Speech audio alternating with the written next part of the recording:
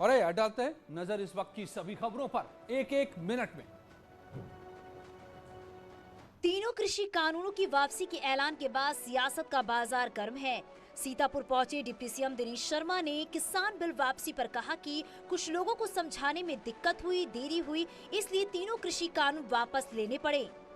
मैं इसको स्पष्ट करना चाहता हूं कि इससे प्रधानमंत्री जी ने बिल तो वापस लिया है, लेकिन किसानों की उन्नति के लिए किए जाने वाली जो उनकी नीति है और जो उनकी नीयत है, किसान तो कभी पराजित हो ही नहीं सकता, अन्नदाता है।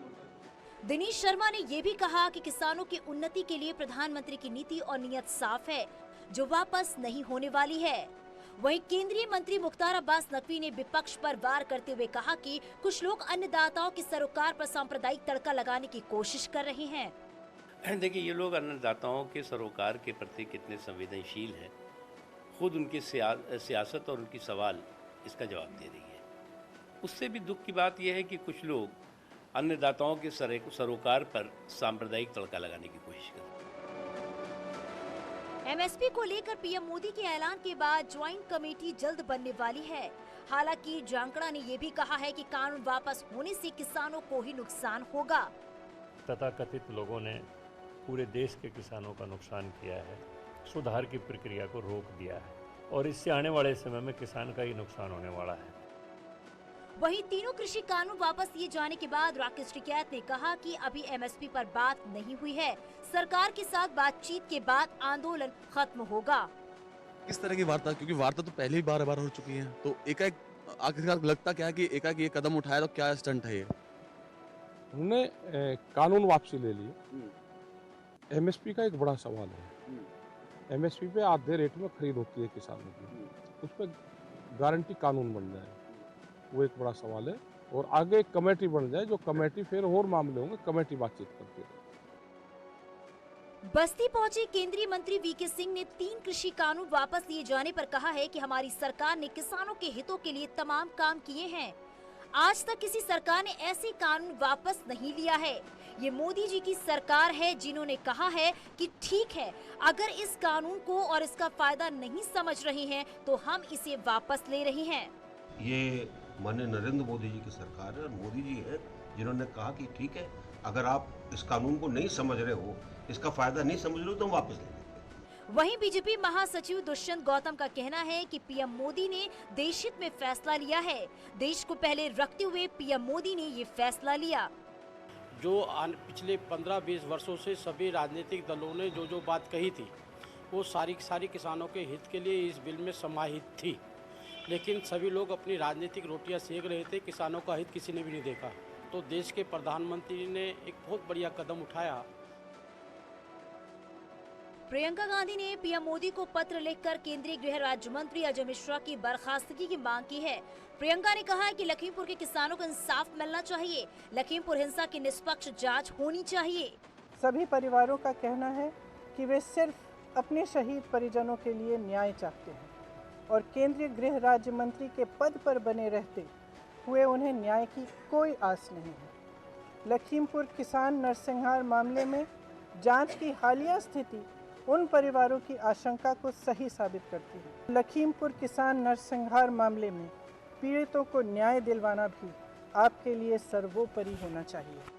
प्रियंका गांधी की चिट्ठी पर पलटवार करते हुए दुष्यंत गौतम ने कहा कि कांग्रेस 84 दंगों के दोषियों पर कार्रवाई क्यों नहीं की। जो दोषी होगा उसको दोष दिया जाएगा, अपराध दिया जाएगा, लेकिन इस तरीके से नहीं। इन्होंने जिस प्रकार 84 के दंगों को, पीड़ितों को, उनके पर हत्या हुई इनकी, और जिन्होंने की उनको आज तक ये सजा नहीं दिला पाए। आदरणीय नरेंद्र मोदी जी, न्याय हमारे लिए सबके लिए बराबर है। जब वो दोषी पाए जाएंगे उनको भी सजा मिलेगी। यूपी से परिसंपत्ति विवाद सुलझाने के बाद सीएम धामी देहरादून पहुंचे, जहां उनका जोरदार स्वागत हुआ। कार्यकर्ताओं ने कहा कि ट्रिपल इंजन की सरकार ने उत्तराखंड की जनता को बड़ा तोहफा दिया है। परिसंपत्ति विवाद सुलझाने को लेकर सीएम धामी की बड़ी कामयाबी है। इससे देहरादून पहुंचते ही सीएम धामी का भव्य स्वागत किया गया। दोनों राज्यों पर परस्पर सहमति बनी है कि हम सारे प्रकरण वापस ले लेंगे और सिंचाई विभाग को छोड़कर सारे मामलों पर तत्काल वहीं पर जो है उस पर फैसला हो चुका है, उस पर सहमति हो गई है। और 15 दिन में, क्योंकि 15 दिन का ही समय दिया गया है ज्वाइंट सर्वे का, और 15 दिन में ये प्रकरण भी समाप्त हो जाएगा। सारे न्यायालयों से हम प्रकरण भी वापस ले लेंगे। सारे के सारे प्रकरण जो पूर्व से हमारे यहाँ पर किताबों में चले आ रहे थे, वो सारे के सारे प्रकरण समाप्त हो गए हैं, सारे प्रकरणों पर सहमति बन गई है।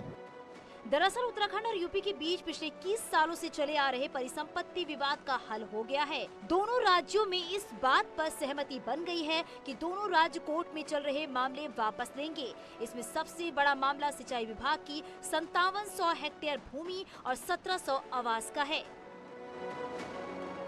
रक्षा मंत्री राजनाथ सिंह पिथौरागढ़ दौरे पर हैं। आज से बीजेपी के शहीद सम्मान यात्रा शुरू हुई है। इस कार्यक्रम में सीएम धामी भी मौजूद रहे। शहीद यात्रा की शुरुआत मूनाकोट से हुई। इसमें रक्षा राज्य मंत्री अजय भट्ट, कैबिनेट मंत्री बिशन सिंह चुफाल और गणेश जोशी भी शामिल हुए। साथ ही पूर्व सैनिक और उनके परिजन भी शामिल हुए। मुझे बताया गया है कि यहाँ पर अब सैन्य धाम बनेगा। मैं जानता हूँ कि यहाँ पर 4 धाम हैं, गंगोत्री धाम, यमुनोत्री धाम, केदार धाम और बद्री धाम।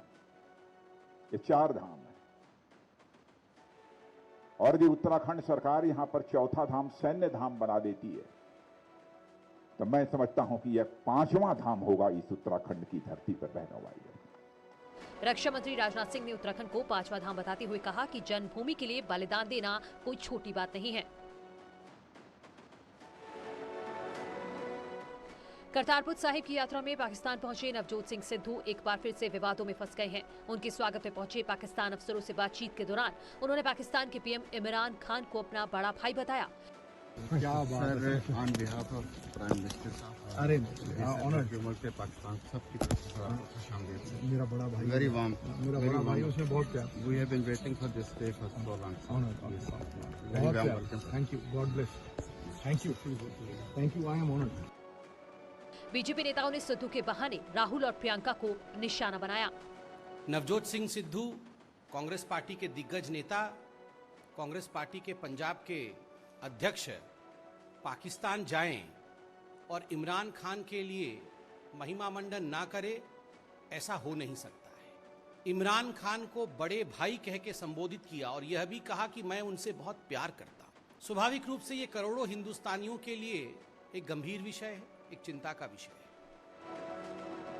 फतेहपुर में टॉयलेट घोटाले में डीएम ने बड़ी कार्रवाई की है। डीएम ने जांच में दोषी पाए गए पूर्व प्रधान सचिव, रोजगार सेवक समेत 8 लोगों के खिलाफ गबन का मुकदमा दर्ज कराया है। इसके साथ ही रकम की रिकवरी करने के भी आदेश दिए हैं।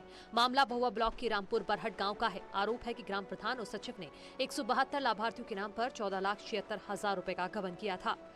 ग्राम पंचायतों द्वारा जो शौचालय बनाए गए थे उसमें ग्राम पंचायत द्वारा नाले के कुछ व्यक्तिगत लोगों के खाते में धनराशि गई है। तो उसमें बैंक स्टेटमेंट से जांच कराए गए थे तो ये बात सत्य निकली। इसमें 2-3 जो लोग थे जिनके व्यक्तिगत खातों में वो धनराशि गई थी, तो कुल धनराशि लगभग 14,76,000 की थी। तो वो जब जांच हुआ था प्रारंभिक तौर पे, उसमें ये बात सामने आई थी। तो उस समय तत्काल रूप से 6 लोगों के खिलाफ FIR दर्ज किया गया था, जिसमें तत्कालीन प्रधान और तत्कालीन सचिव भी सम्मिलित हैं। सीडीओ सत्यप्रकाश ने बताया कि बहुआ ब्लॉक के रामपुर बरवट गांव में शौचालय घोटाले की शिकायत प्राप्त हुई थी। जिस संबंध में बैंक स्टेटमेंट के जरिए जांच कराई गई तो शिकायत सही पाई गई। लौटते हैं कुछ ही पलों में और खबरों के साथ। हिंदू धर्म में और हिंदुत्व में फर्क है। क्या हिंदुओं से हिंदुत्व वाली पहचान